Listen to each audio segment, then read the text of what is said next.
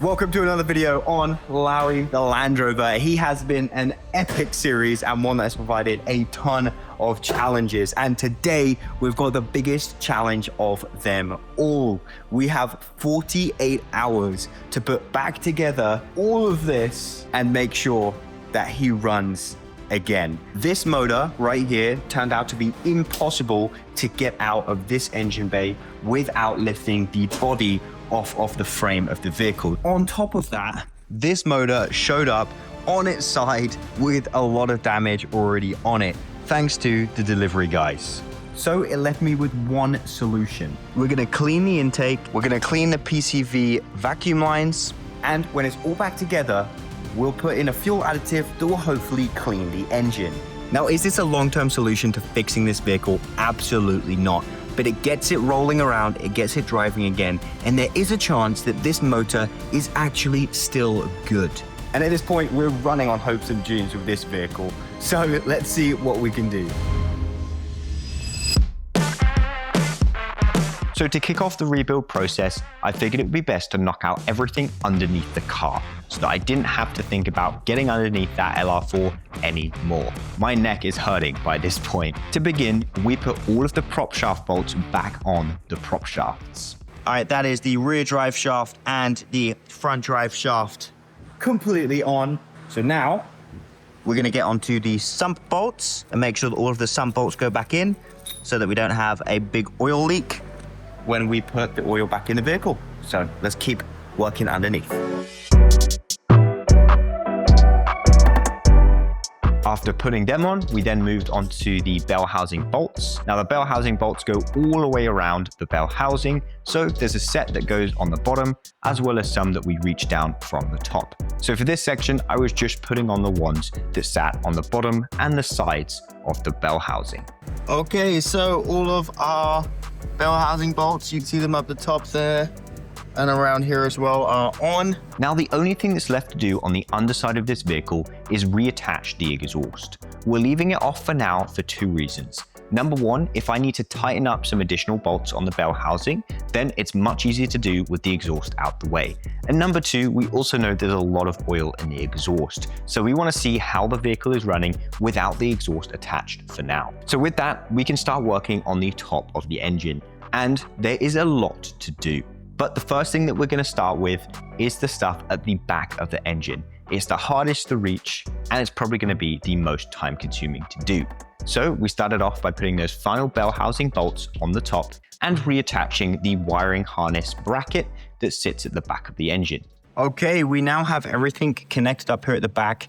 This sits on top of the intake manifold when we put that on, but you can see that this bar now is all nice and in place. There is a coolant line that goes across that we will add back in here shortly. Must say it's pretty hard, leant over in that position. My back is killing me trying to do that, but we've got most of it done. Well, we've got all of it done now, just apart from that one line. After we completed that, we were able to then move over onto the front of the engine. Now, there was quite a lot to do here as well. We began by putting on the alternator, which required one screw in the top that lets it hang, and then two screws in the bottom. Unfortunately, when we were taking these screws off, one of them had actually been threaded incorrectly, so it was no good. But those two bolts that were down there, I don't think are super necessary. The two bolts that are already in there will hold it fine. After putting on the alternator, we then moved over and were able to put a new serpentine belt. As you guys saw, I bought a lot of parts for this new engine that we were meant to put in the vehicle. However, with us not changing the engine, we may as well refresh a few of the maintenance items that we can while the engine is exposed. So it took me a second to understand the tensioner pulley on this Land Rover, but once I figured it out, I was able to replace and change a new serpentine belt.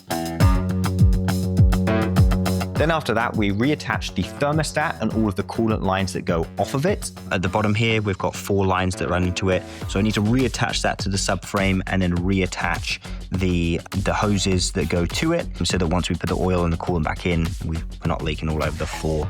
So we're gonna put that in now, just get that done, and then we'll reconnect those hoses. And now came the biggest job of this engine rebuild, and that was going to be cleaning out the intake system and the PCV system so that we didn't have any more oil in it. We'll also have to clean off the throttle body. So lots to get into, let's do it right now. In order to do this, I was using a combination of different degreasers to make sure that we could flush out as much of that oil as possible, and of course a good bit of hot water at high pressure inside of the sink. Loosen it up and down. There we go. All right, it's working. Hopefully this is gonna cure a lot of the problem.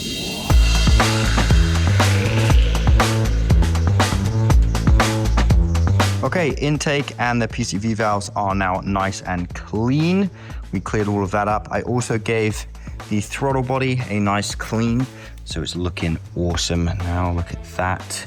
Much cleaner than it was before with all of those oil and soot deposits on.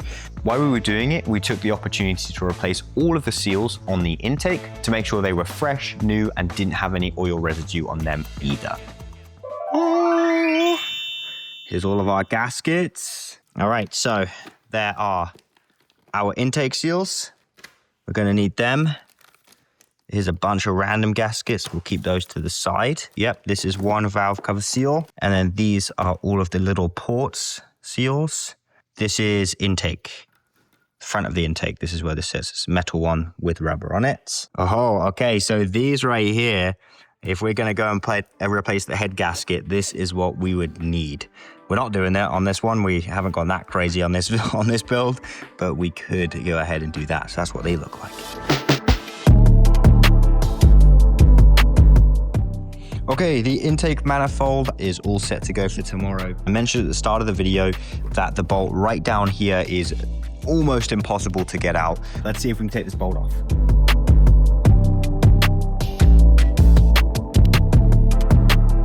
Oh, after all of those tiny quarter turns with that little spanner, it's off. The second valve cover is finally off. Let's go ahead, change this out, give it a bit of a clean up, and then we'll be good to go.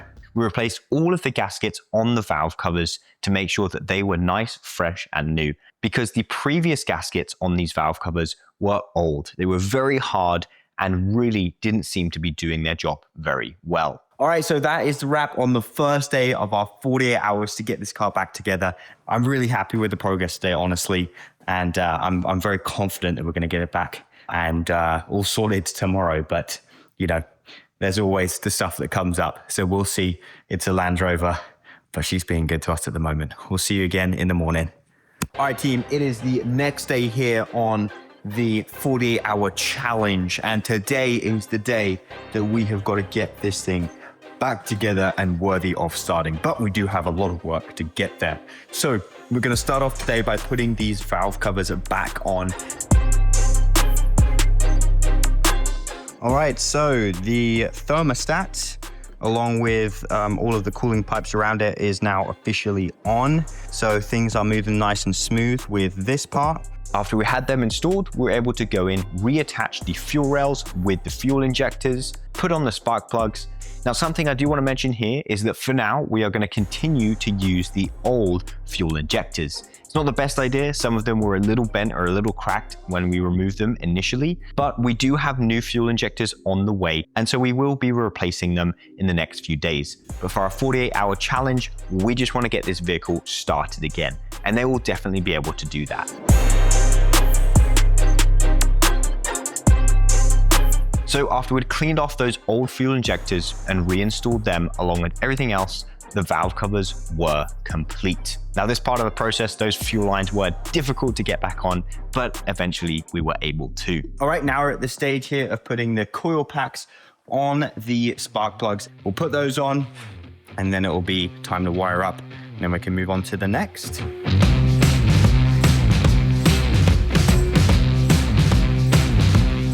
All right, wiring harness for all the crank sensors and for the coil packs, and also for the fuel injectors, all wired up and done. I do want to just go ahead and attach the coolant system that goes right here. And I'd also done some research and realized that we could clean off the valves by using a valve cleaner solution.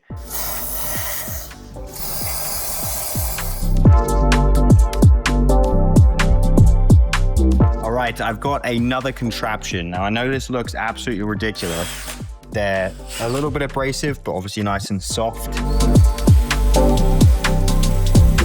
It did work pretty well, and we're able to remove a lot of the oil.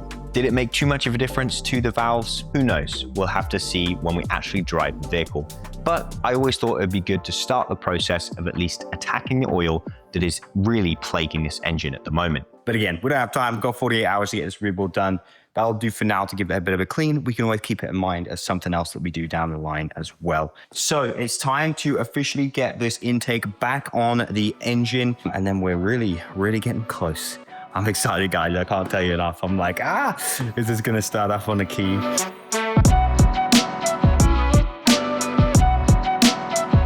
After doing that, we're then able to place the throttle body on. And at this point, we're getting to the part of the build that was going to make me the most nervous. Making sure that I was plumbing up everything correctly. All of these coolant lines are really important not to get wrong, because an overheating engine could mean the end of Larry. And no one here on this channel wants that. So luckily, when me and my dad were taking apart the engine, he had told me to take a bunch of pictures so that I could see where all of the routing of all of the plumbing went. And this came in handy so much. I was able to refer back to it and make sure that all of the lines were connecting correctly. Okay, we are bombing along here now. We've got all the lines plumbed up. The only stuff now to do, obviously, is connecting it to the actual radiator itself. So that'll be the next step that we do. Those flanges that it sits on are super difficult to get past the frame, but once it gets into place, it slides in there nicely. After attaching that, we're able to put in place the shroud for the viscous fan and then reinstall the viscous fan. Okay, it's coming along pretty good. The rad is in, the rad shroud, the viscous fan is in and all there and tightened up. And then we'll be really close at that point. So yeah, this last little bit, just getting it across the line is heavy work. I'm sweating a lot, but it's tantalizingly close. So yeah, really stoked on how everything's going. Let's get this air box on and then we'll be almost there. All right, guys, we have made monumental progress today. As you can see by the floor and by the engine, we have absolutely crushed it. So once we've done that, we'll get our official first start, and boy am I excited for it. I'm a little nervous for it as well, but literally the past week at this point, we've been working for the past 48 hours. We've been putting this thing back together, and it's all for this moment. So yeah, I can't wait. I'm super excited. Hope you guys are too, but let's get a good night's rest, come back in the morning with a fresh pair of eyes and check over our work, and then officially she's ready for her first start. All right, it is the final morning in this 48-hour challenge, so we need to get this car started. So just a few things to button up. I really don't think it's going to take that long at all. And then we're going to go for our first start and see if we've fixed any of the problems and whether this car is good to drive. So let's go.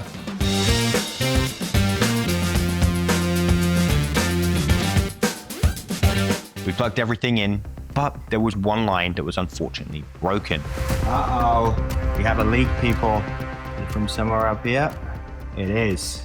It looks like an insignificant overflow valve, but whenever I was trying to pull the coolant in, it was leaking all over the floor, and that was the culprit. I actually found out that unfortunately the plastic line had snapped inside of the hole. So it was a big extraction operation before we were able to source a new piece and reattach it. Honestly, I've had it up to here with this car. Oh my God, these leaks now. They're just gonna finish me off. 48 hours of pain this has been. But I'm gonna throw in the oil.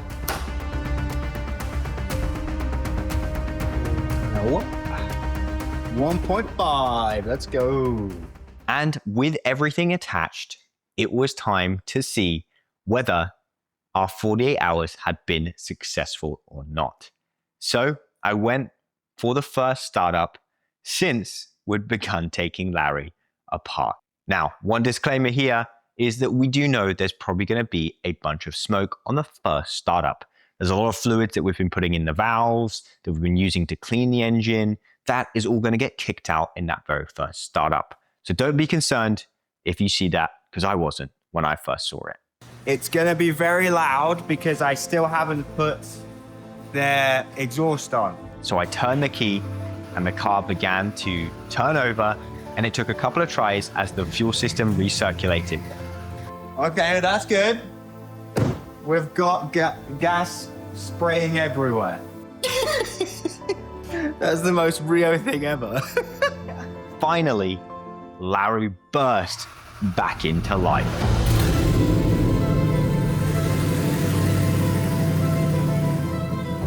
Now, I couldn't believe it just as much as you guys probably can't believe it behind the camera. I am not qualified to be doing any of this, but I've just spent days and days and days dedicated to figuring out the solution for this car. And after a lot of perseverance, we have been able to make it work. I couldn't be more stoked for this car to be getting back slowly towards being able to go on the road. As you can see, not only did he start up, but he was also able to roll back and forth in the garage area.